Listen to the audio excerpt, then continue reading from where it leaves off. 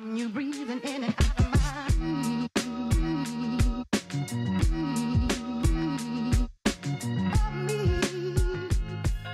à tous, aujourd'hui je vous retrouve dans une nouvelle vidéo pour fabriquer une pochette nomade pour ranger le dentifrice et la brosse à dents lorsqu'on part en voyage, pour éviter que ça ne traîne dans le vanity ou dans un petit gant de toilette.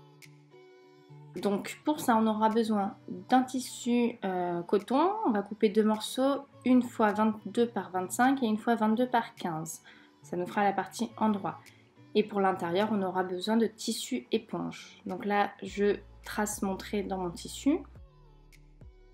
N'hésitez pas à vous abonner, à laisser un petit pouce bleu et à commenter si vous avez des questions. Je répondrai avec grand plaisir à toutes vos questions. Vous pouvez aussi me retrouver sur Instagram. Je partage un peu plus de mon quotidien, de mes créations. Donc une fois qu'on a préparé notre tissu, il n'y a plus qu'à couper. Je vous mettrai dans la description le lien du ciseau et de ma règle qui est super pratique. Donc ça c'était une commande que j'ai fait, j'en ai fait plusieurs en même temps, donc vous allez voir je vais tout découper en même temps. J'aime bien travailler à la chaîne, tout découper, tout assembler.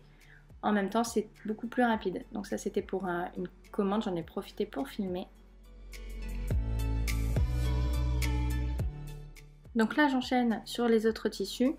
Donc il y avait du tissu Harry Potter pour la petite fille, un tissu Barbershop pour le papa et le tissu que la maman a choisi, c'est les petites souris qui dansent.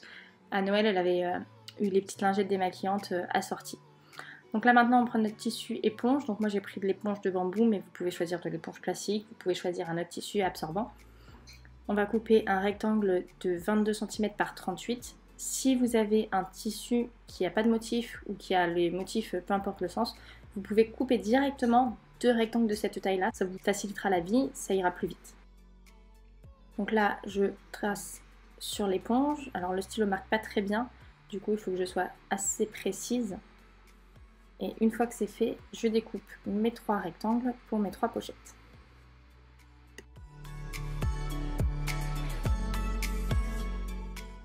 Pour le deuxième, je l'ai tracé, mais finalement je me suis rendu compte que pour le troisième, il était plus simple de superposer, de découper à la même dimension. Une fois que c'est fait, on fait un petit coup de nettoyage parce que l'éponge, ça en fout de partout. Et ça m'agace. Donc là on prend nos morceaux de tissu, on va épingler donc endroit contre endroit et les deux tissus dans le même sens. C'est très important parce qu'ils vont se retrouver du coup un dans un sens, un dans l'autre sens quand on va l'ouvrir, mais c'est tout à fait normal. Donc on épingle le bas du tissu et on va le coudre.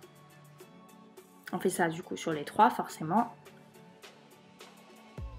Et on passe à la machine à coudre. Donc on fait un point serré, 2 ou 2,5 et on y va tout du long. On n'oublie pas, on fait bien la marche arrière au début et à la fin. Et une fois que c'est fini, on coupe tous les petits fils et on repasse pour ouvrir les coutures. Alors je vais vous mettre en lien le petit fer à repasser que je me suis pris de chez Prime, il est super pratique. Il chauffe super vite et en plus de ça on l'emmène partout. Quand je vais faire les marchés, je le prends avec moi. Quand je fais des expositions dans des magasins, je le prends avec moi. Franchement c'est top. Un petit coup de repassage sur les articles qui peuvent être froissés. Même pour la personnalisation, si je suis en extérieur par exemple sur les marchés, je prenais et je flexais avec mon fer à repasser, donc c'est vraiment super. On ouvre toutes nos coutures pour faire quelque chose, une finition très propre.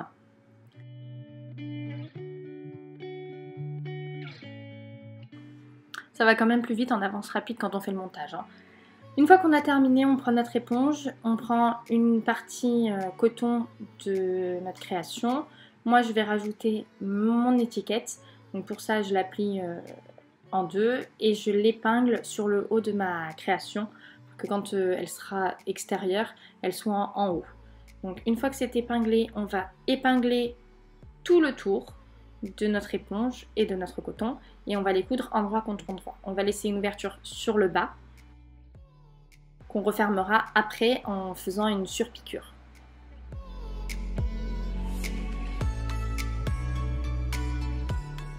Alors là vous remarquerez que j'ai mis mes épingles n'importe comment, une dans un sens, dans l'autre, j'ai fait tous les sens possibles et inimaginables.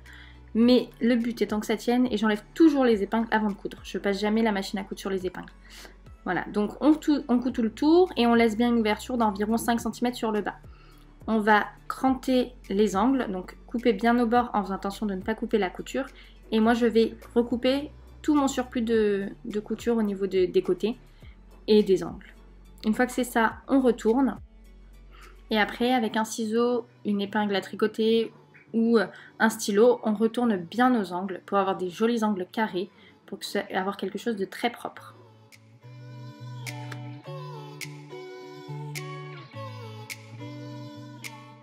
Donc là, on attrape la planche à repasser de table et on va repasser toute la création pour aplatir les coutures.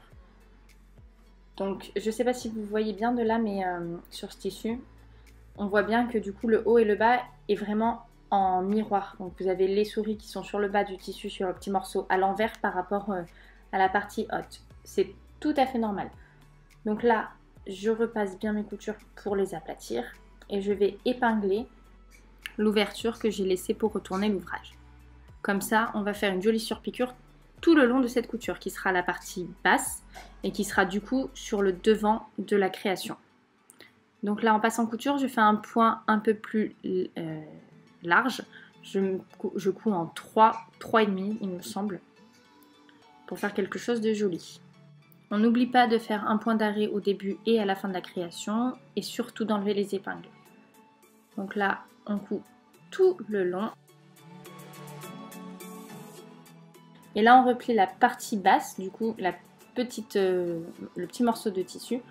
On le plie sur l'endroit éponge. On épingle les côtés et on fait un trait au milieu, soit au stylo, soit avec des épingles comme moi. Donc, c'est à peu près à 10 cm pour pouvoir faire la séparation des poches. Donc là, on coud tout le contour de la création et on fait une couture sur le milieu. Et maintenant, on va passer à la pose des pressions. Donc, on fait des trous avec un appareil exprès pour faire les trous. Du coup, on en pose 4, une à chaque angle, plus une, pour ma part, j'en ai mis une en plus au milieu, au niveau de la poche, parce que j'aimais pas, je trouvais que ça baillait. Donc, on sort les pressions, on fait bien attention aux deux parties mâle et femelle. On fait le trou, on positionne la première pression et après, on enchaîne, on les met toutes.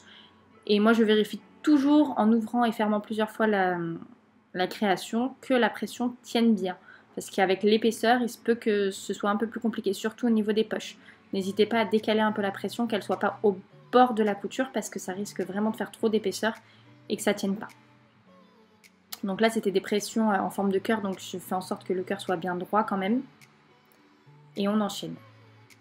Ce sont des pressions en plastique, donc je les pose avec la pince prime. Et j'appuie bien pour écraser le cœur de la pression. Donc là, toujours petite vérification que ça tienne bien. Et c'est parti pour la suite. Donc là, juste au-dessus de la poche. Comme ça, au moins, c'est vraiment bien fermé. Et ça évite que, si c'est des brosses à dents d'enfant, qu'elles ne glissent et qu'elles ne tombent par le trou.